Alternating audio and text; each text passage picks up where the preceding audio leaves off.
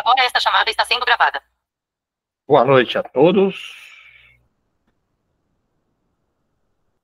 Estamos iniciando mais um estudo do Livro dos Espíritos. Estudo este organizado pela Sociedade Espírita Obreiro do Senhor de Curitiba, Paraná. E nós sempre lembramos que o nosso estudo ele é transmitido ao vivo às sextas-feiras, às 19 horas.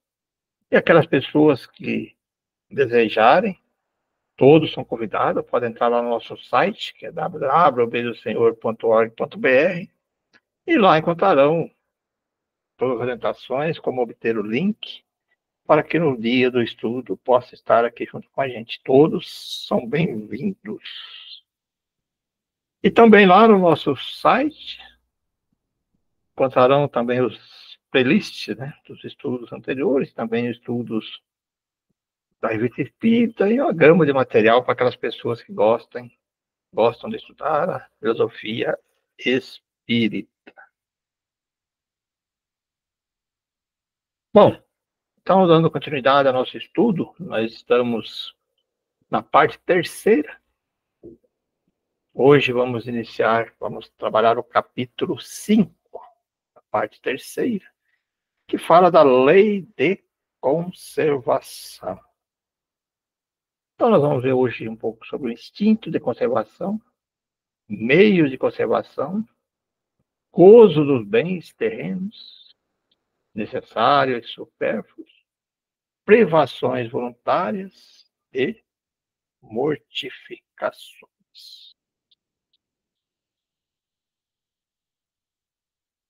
Então, lá no primeiro item, né, que é o instinto de conservação. Na pergunta 702, Kardec pergunta: é lei da natureza o instinto de conservação?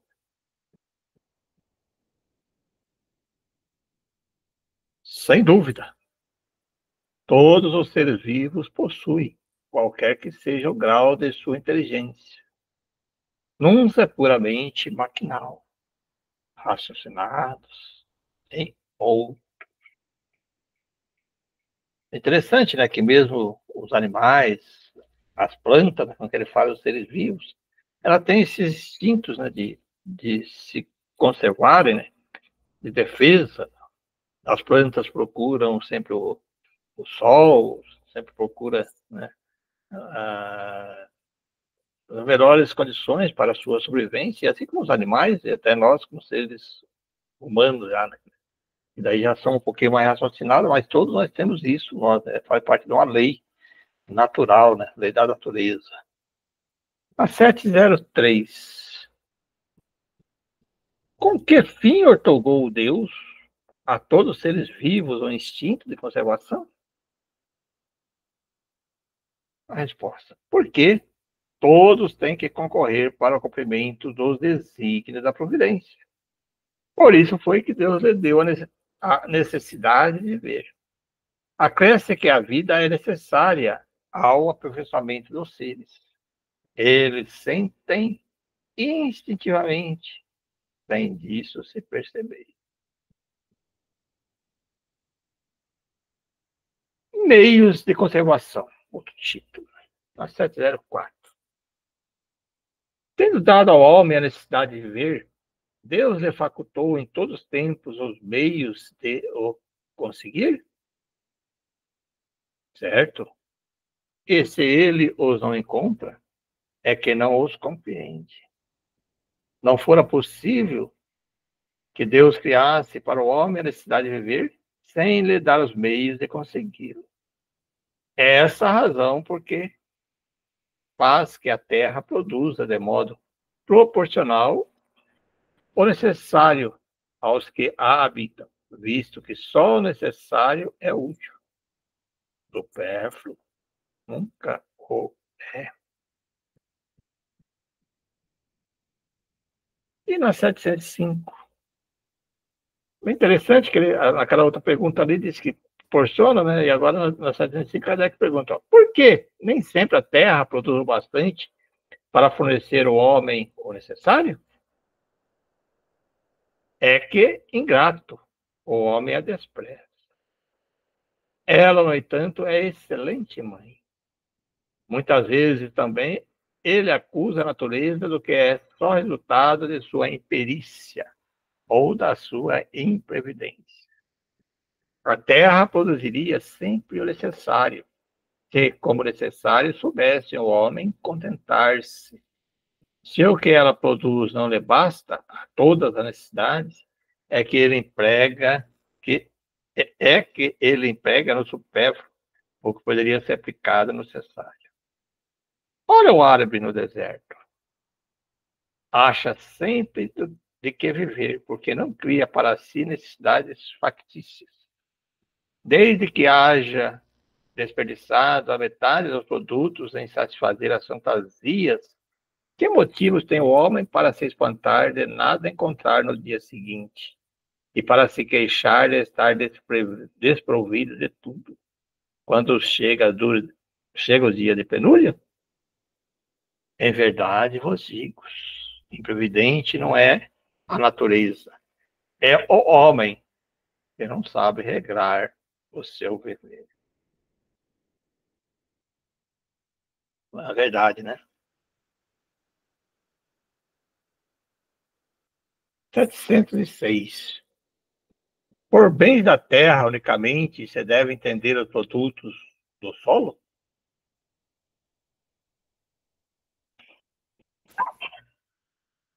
O solo é a fonte primacial, onde demandam todos os recursos, pois que, em definitivo, esses recursos só são simples transformações do produto do solo. Por bens da terra se deve, pois, entender tudo que o homem pode gozar nesse mundo. E é verdade, né?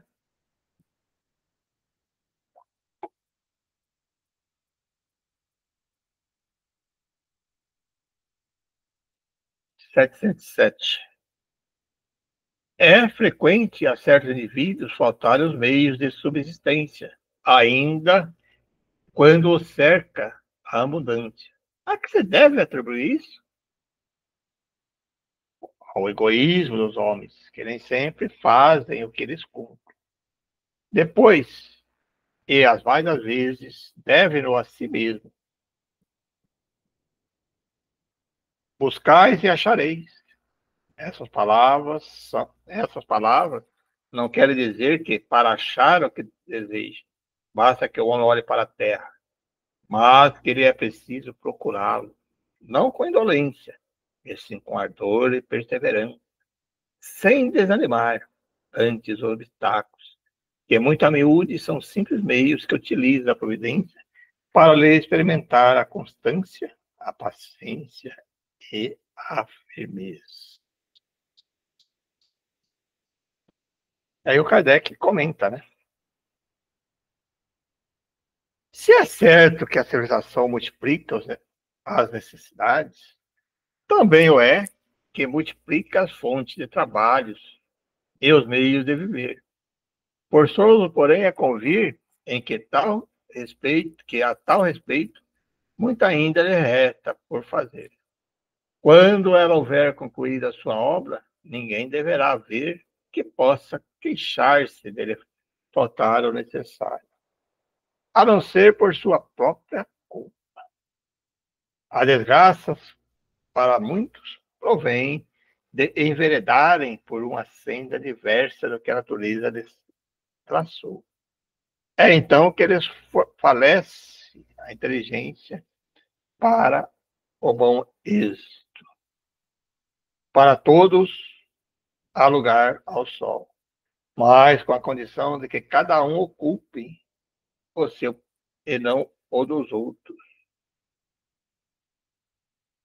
A natureza não pode ser responsável pelos defeitos da organização social, nem pelas consequências da ambição e do amor próprio. Fora preciso, entretanto, ser cego para se não reconhecer o progresso que por este lado tem feito os povos mais adiantados. Graças aos louváveis esforços que juntos a filantropia e a ciência não cessam de despender para melhorar a condição material dos homens, e malgrado o crescimento incessante das populações. A insuficiência da produção se acha atendida, pelo menos em grande parte, e os anos mais calamitosos do presente não se pode, de modo algum, comparar com os de outrora. A higiene pública, elemento tão essencial da força da saúde, a higiene pública que nossos pais não conheceram, é objeto de esclarecida solicitude. O infortúnio e o sofrimento encontram-se onde se refugiarem. Por toda parte, a ciência contribui para crescer o bem-estar. Pode-se dizer que haja chegado à perfeição? Oh, não, certamente. Mas que já deixa prever que com perseverança se logrará conseguir-se o homem a se mostrar bastante avisado para procurar a sua felicidade, coisas positivas e sérias, e não em utopias que a levam a recuar, em vez de fazê-los avançar. Isso é uma grande verdade, né? Se nós compararmos o que está escrito aqui naquela época, em 1857, 58, aí, e comparar com hoje, não tem nem comparação, né? Ele fala do crescimento da ciência. A conservação dos alimentos, mesmo por muitas pessoas criticam, mas os relatados, a refrigeração, né, do transporte, quanto e quanto você não consegue, vamos dizer, conservar e distribuir esses alimentos, era impossível naquela época, né? Somente as proteínas e as carnes e os vegetais também, né? E ele fala também das higiene, né? Houve um crescimento muito grande nesse sentido, né? Até os métodos de cultivo, né, tudo mecanizado. Imagina aquela época como era difícil produzir comparado com hoje, toda essa tecnologia que existe, né, no campo e na própria industrialização dos produtos do agro, né? Toda a linha de produção. Hoje a gente consegue, dentro do mercado, conseguir o alimento que você quer, está ali, né? Conservado ali. 708.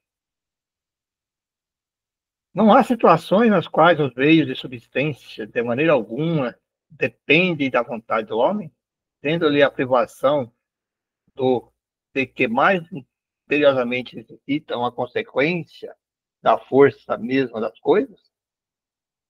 É isso uma prova, muitas vezes cruel, que ele compete sofrer, e a qual sabia de antemão que deveria estar exposto. Seu mérito, então, consiste em submeter-se à vontade de Deus, desde que sua inteligência nenhum meio lhe faculta de sair da dificuldade. Se a morte vier colhê-lo, cumpre-lhe recebê-la sem murmurar, ponderando que a hora da verdadeira libertação soou, e que o desespero no derradeiro momento pode ocasionar-lhe a perda do fruto de toda a sua resignação. Isso é muito difícil, às vezes, né? Só passar por essa prova, assim, de falta das necessárias. Então, a gente sabe que algumas situações aí que ele está colocando, aí o homem tem que usar toda a sua inteligência para sair disso. Mas, se não sair, é que ele diz ali, né? Tem que se resignar e continuar a sua jornada, né?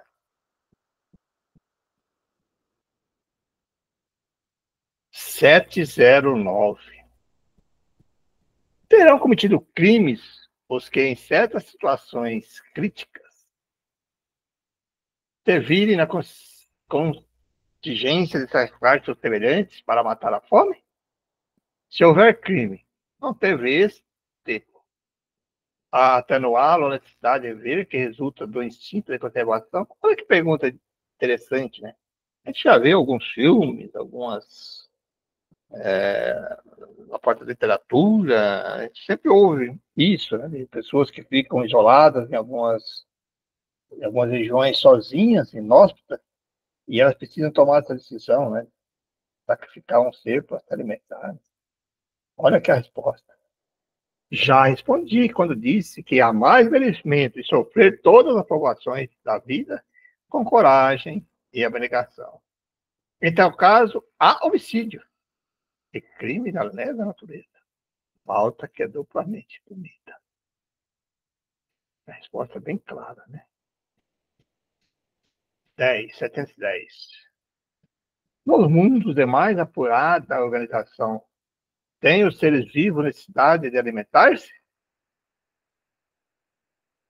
Tem, mas seus alimentos estão em relação com sua natureza.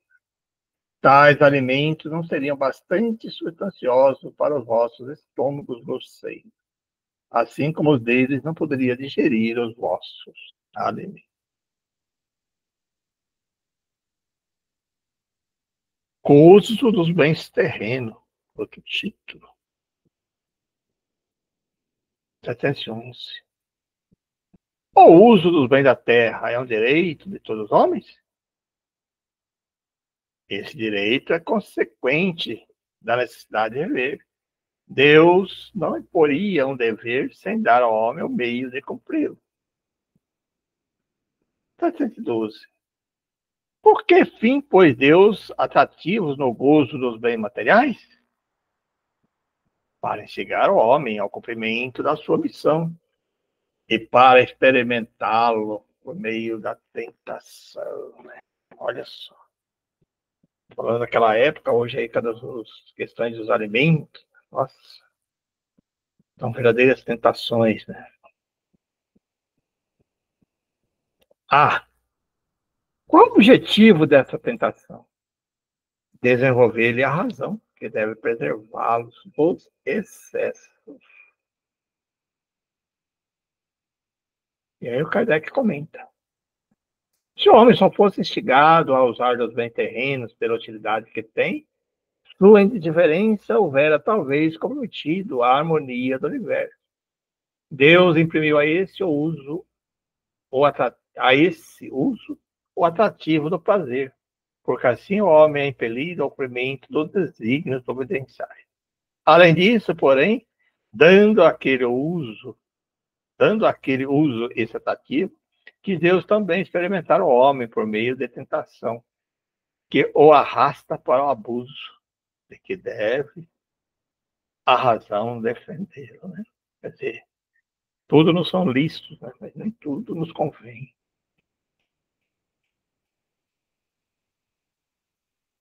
713. Traçou a natureza limites aos gozos?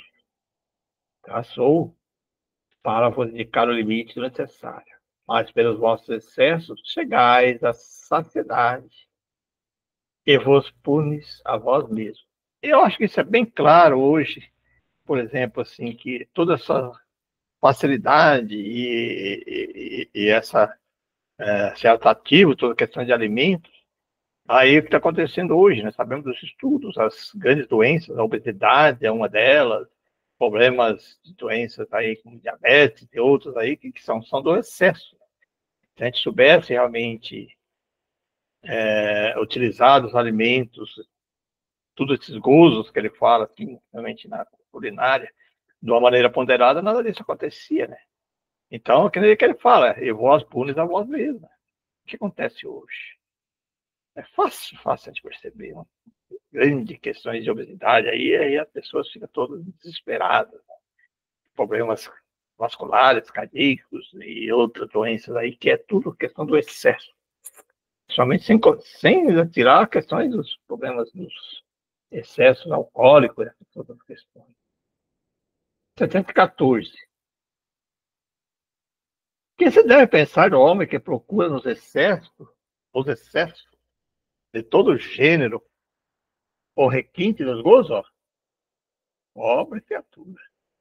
Mas é digna de lástima do que inveja, pois bem perto está da morte. E aí ele faz um item A, perto da morte física ou da morte moral? E ambas. Olha aqui a resposta. Pura verdade, né? E o Kardec comenta. O homem que procura nos excessos de todo gênero o requinte do gozo coloca-se abaixo do bruto, pois que este sabe deter-se quando satisfeita a sua necessidade. Abdica a razão que Deus lhe deu por guiar, e quanto maiores forem seus excessos, tanto maior a preponderância confere a ele a sua natureza animal sobre a natureza espiritual. As doenças, as enfermidades e ainda a morte que resulta do abuso são, ao mesmo tempo, castigo à transgressão da lei de Deus. E é uma verdade, né, gente?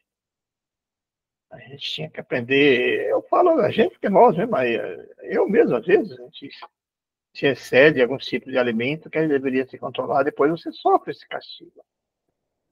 Isso aí é natural, né? Aquela mal-estar, aquela digestão, a ganho de peso e um monte de outras questões aí que vai prejudicando a nossa saúde. Perfeito, né? Se a gente analisar aí, está bem.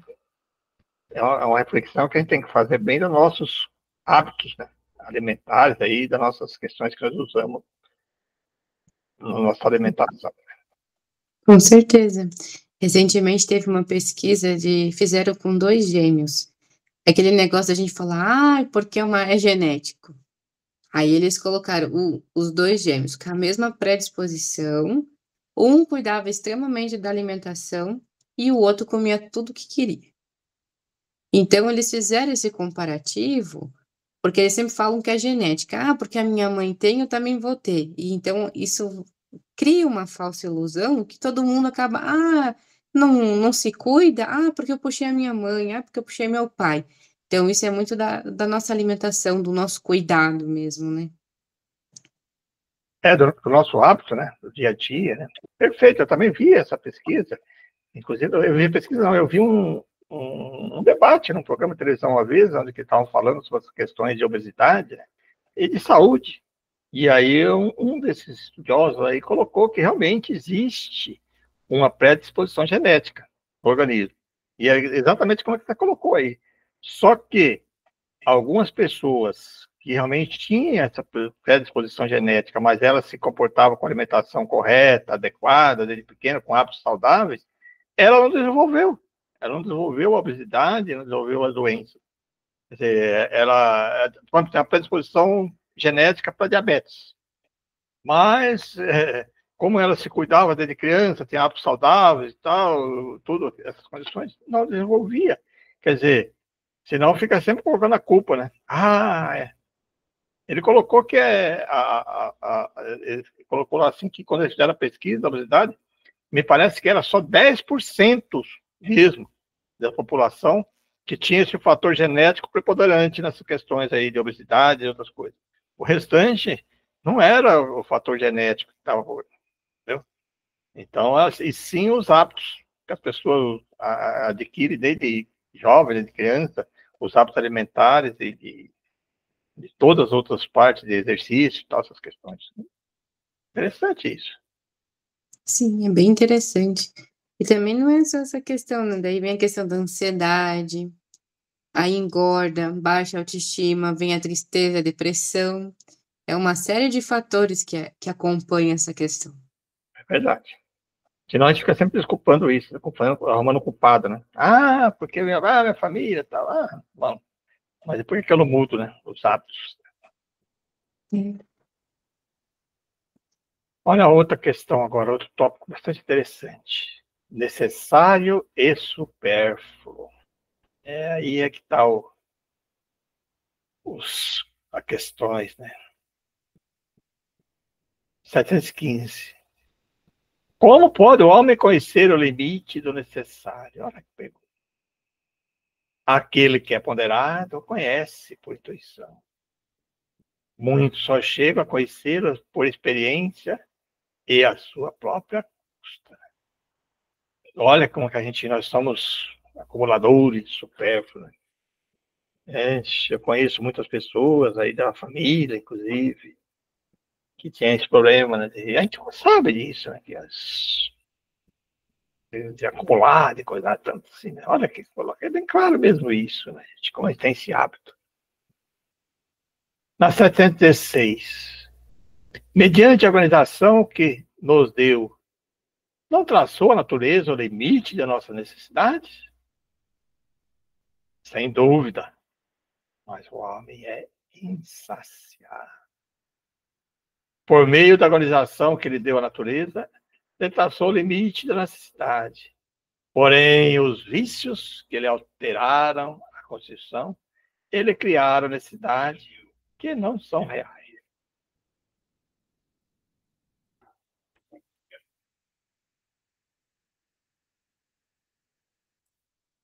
(77) Que se há de pensar o que assabarcam os bens da terra para se proporcionarem o supérfluo como prejuízo daqueles que faltam necessário?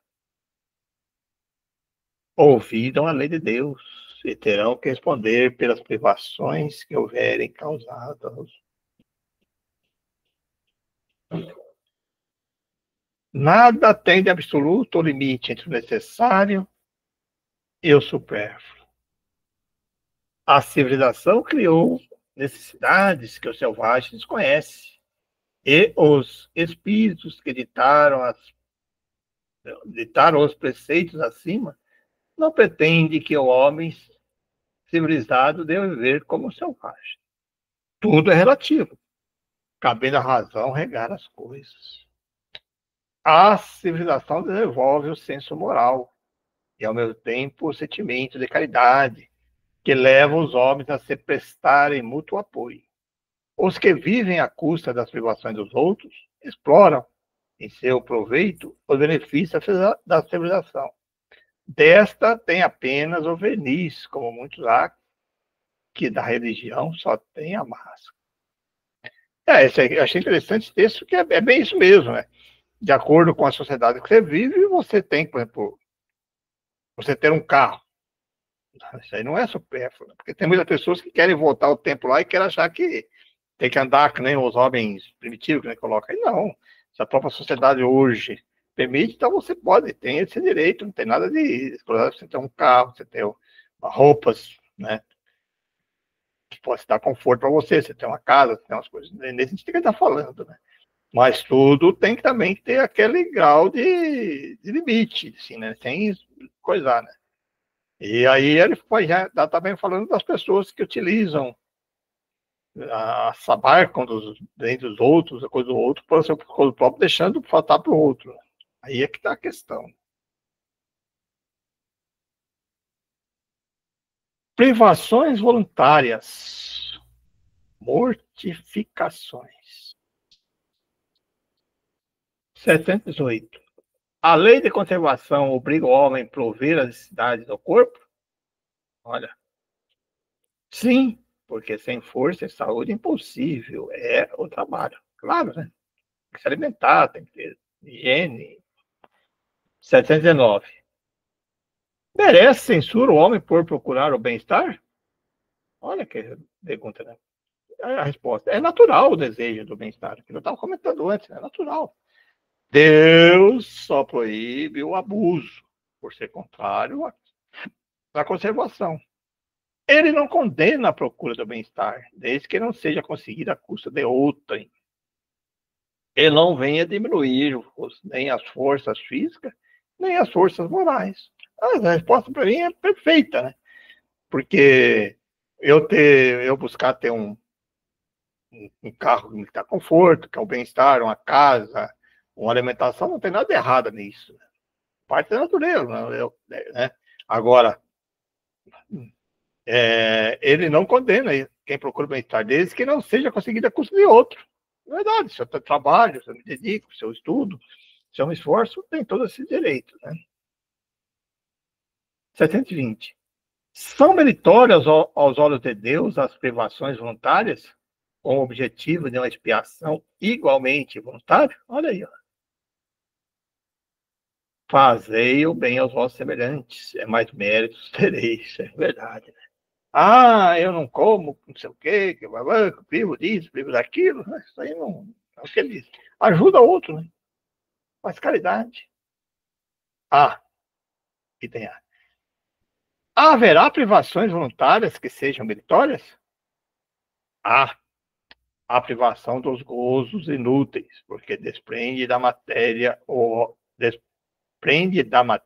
homem e lhe eleva a alma.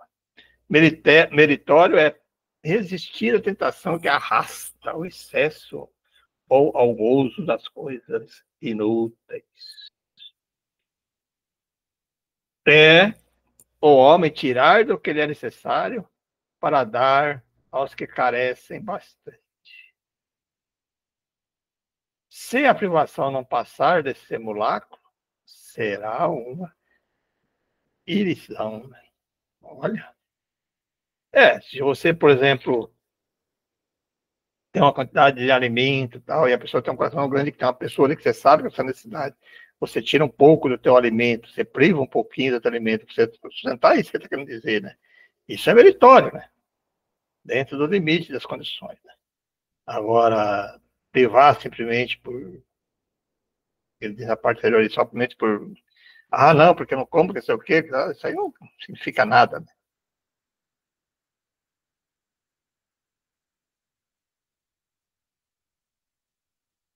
(721) É meritória de qualquer ponto de vista a vida de mortificações ascéticas, que desde a mais remota antiguidade teve praticantes no seio de diversos povos? Procurai saber a quem ela aproveita, e tereis a resposta. Se somente serve para quem pratica e impede de fazer o bem, é egoísmo, seja qual for o pretexto que entendam de colori-la. Privar de si mesmo e trabalhar para os outros, tal a verdadeira mortificação segundo a caridade cristã. Principalmente agora, aí, os católicos, aí tem esse negócio de não come carne, que não sei o quê, que não faz isso, não faz aquilo. Nessa época, e tem algumas outras religiões também, que fazem essas questões de alimento, tudo assim, poxa, ajuda os outros, né, que ele coloca ali, pratica e pede fazer bem. Então, tem coisa assim que não faz muito sentido, né? 722. Será racional a abstenção de certos alimentos prescrita por diversos povos? Olha que pergunta, né? Permitir ao homem alimentar-se de tudo que lhe não prejudique a saúde.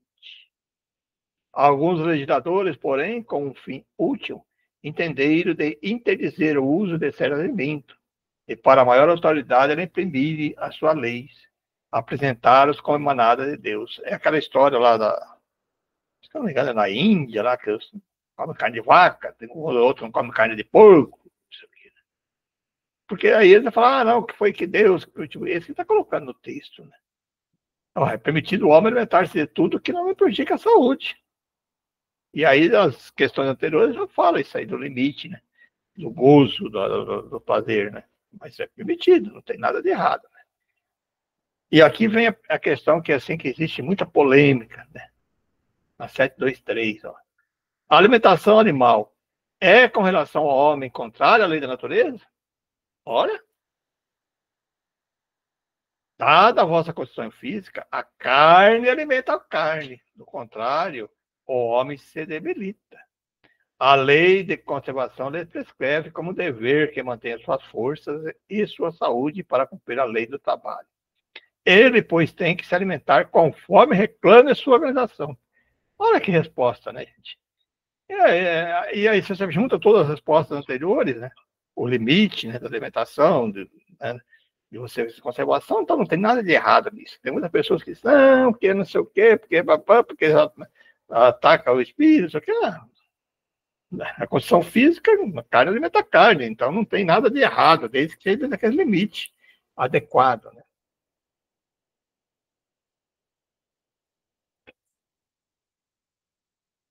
Sete, dois, quatro. E o Kardec continua perguntando sobre essa questão, é bem interessante isso. Será meritório abster-se o homem da alimentação animal ou de outra qualquer por expiação? A resposta: sim, de praticar essa privação em benefício dos outros.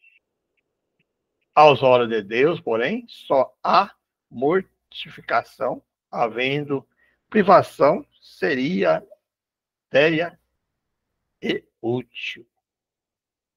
Por isso que qualificamos de hipócritas os que apenas aparentemente privam de alguma coisa. Eu não como carne porque quer criar um... Você não come carne porque não gosta, e outra, aí tudo bem. Você, né?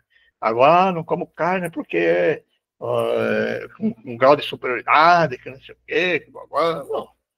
E ficar falando para todo mundo que não deve comer carne. Poxa vida.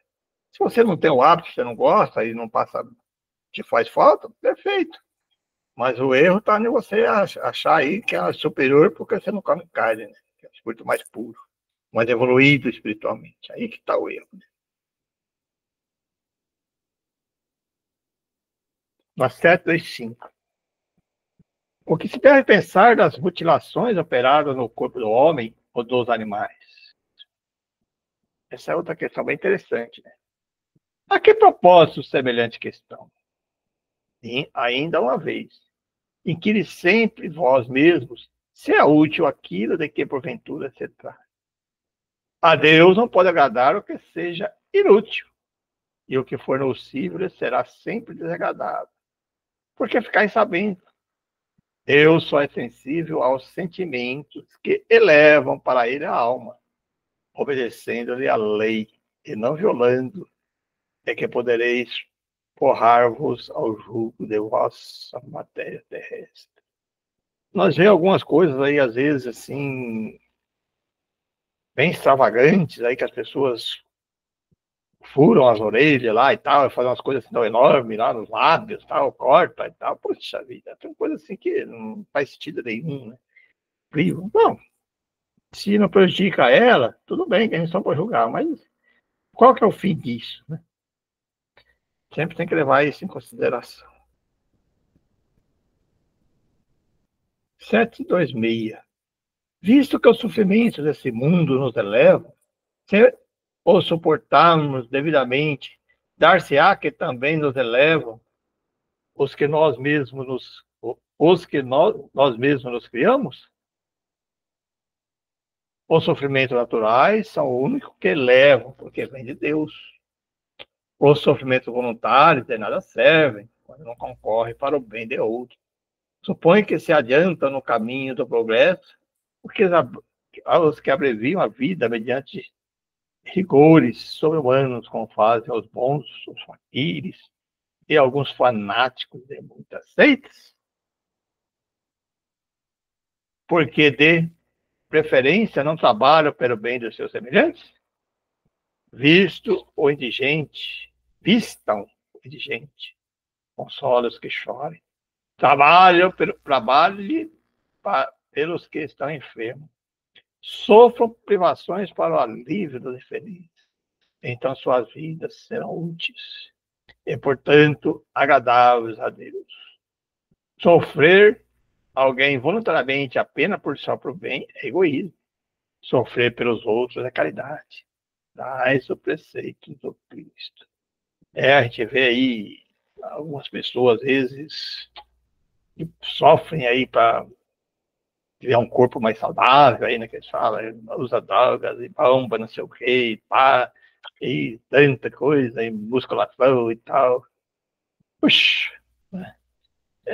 troco de que isso, né? O que ele tá falando? Se você ficar, utilizar aí o sofrimento, a dor para ajudar outras pessoas, tudo bem, mas puro egoísmo, né? E sem contar aqueles que utilizavam sofrendo, achando que você sofrendo, você estava batendo no próprio corpo, né? Você estava, assim, redimindo teus erros. Sofrer por os outros é caridade, tá? É o preceito do Cristo. Não.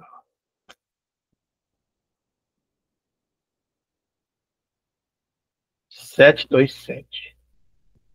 Uma vez que não devemos criar sofrimentos voluntários, que nenhuma utilidade tenham para o outro, devemos cuidar de preservar-nos dos que prevejamos ou nos ameace?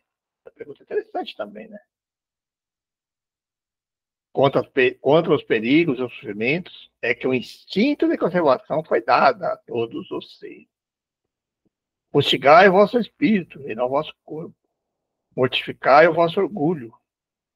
Sufocai o vosso egoísmo, que assemelha a uma serpente, a vos roer o coração. Farei muito mais pelo vosso isolamento do que afligindo-vos rigores, que já não são desse século. Interessante, né, gente? Bom, era isso que eu tenho preparado para hoje, né? Então, a partir de agora, tá liberados os comentários, né? Juliana, tem algum comentário? Não, seu Pereira, essa parte está bem tranquila, está bem explicado, bem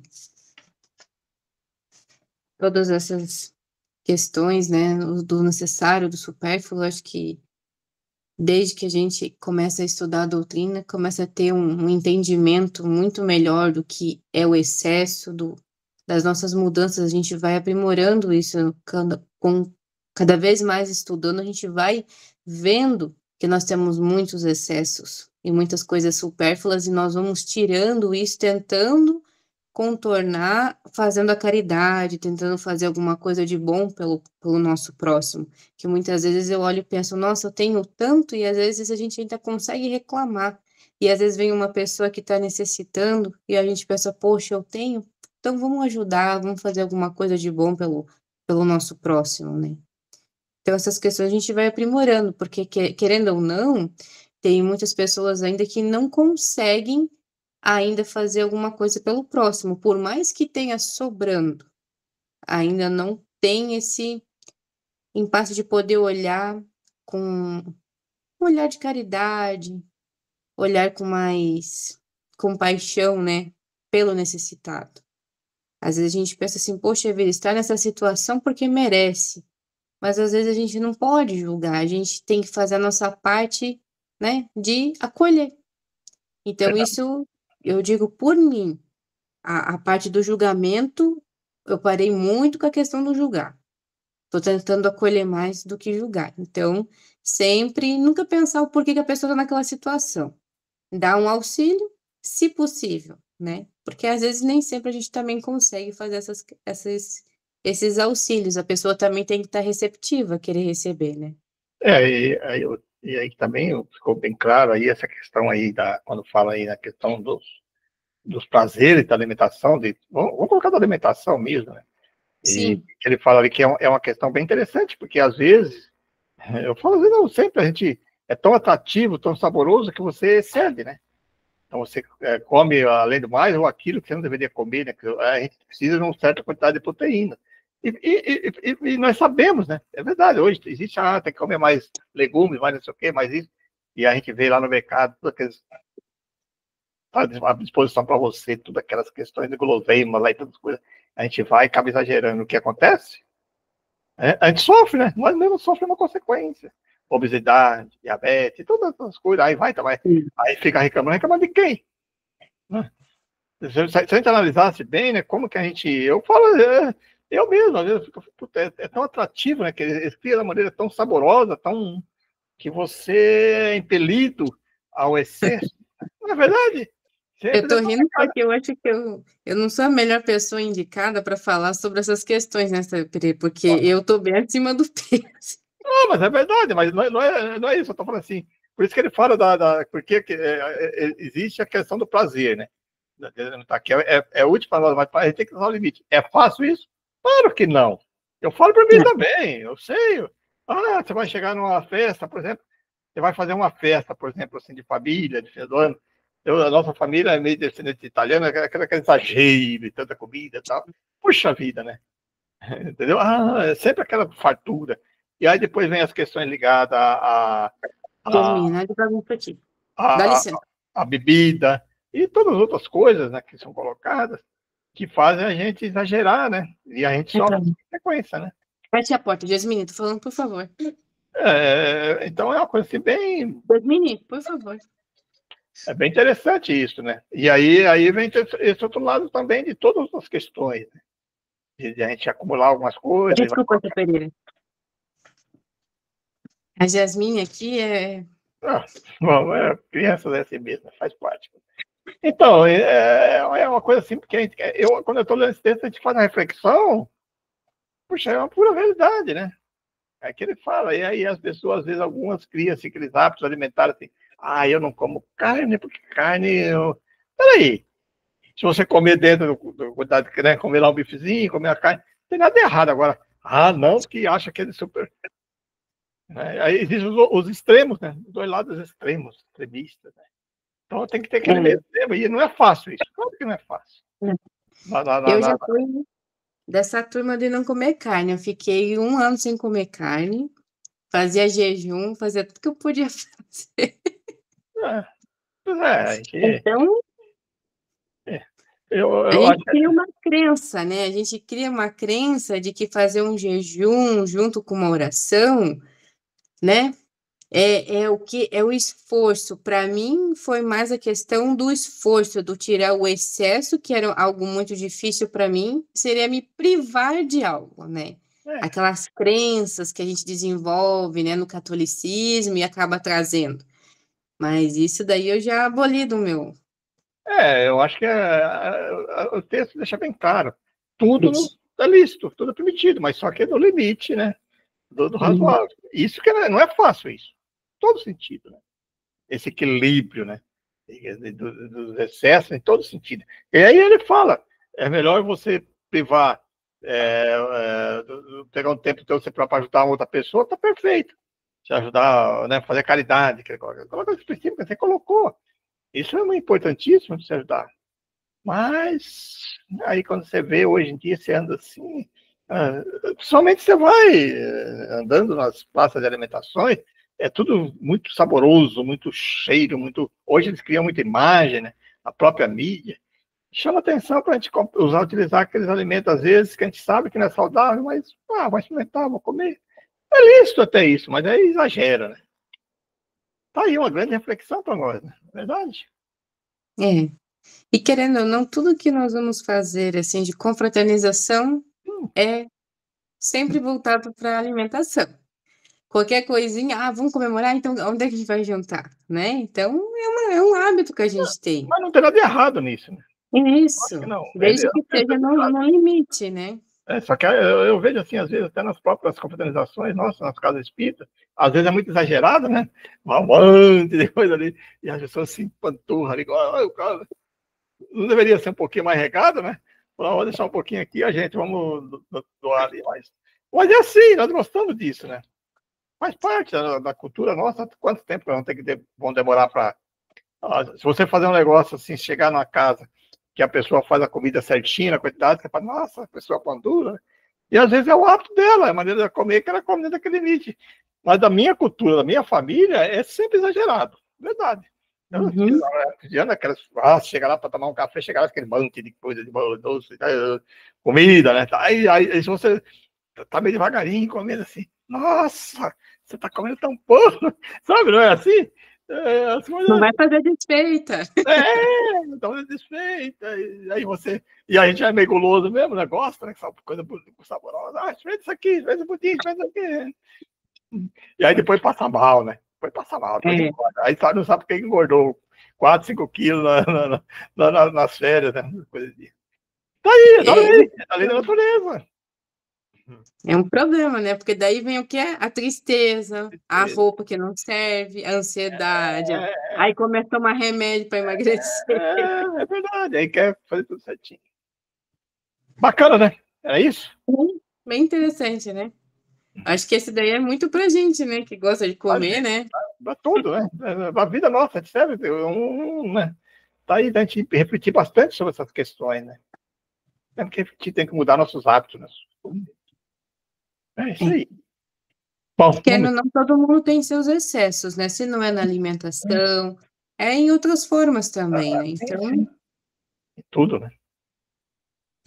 Quer fazer uma oração para nós encerrarmos, então? Sim, espera. Primeiramente, levar os nossos pensamentos, agradecer a Deus, ao nosso Senhor Jesus, por mais esta noite de estudos, de conhecimento. Que o Senhor Jesus esteja sempre junto conosco, nos auxiliando, nos dando forças e proteção, abrindo a nossa mente, para que possamos cada vez mais nos melhorar como seres humanos, para que possamos sempre estar disponíveis para auxiliar aqueles também que precisam de ajuda. Que assim seja e que tenham todos uma boa noite.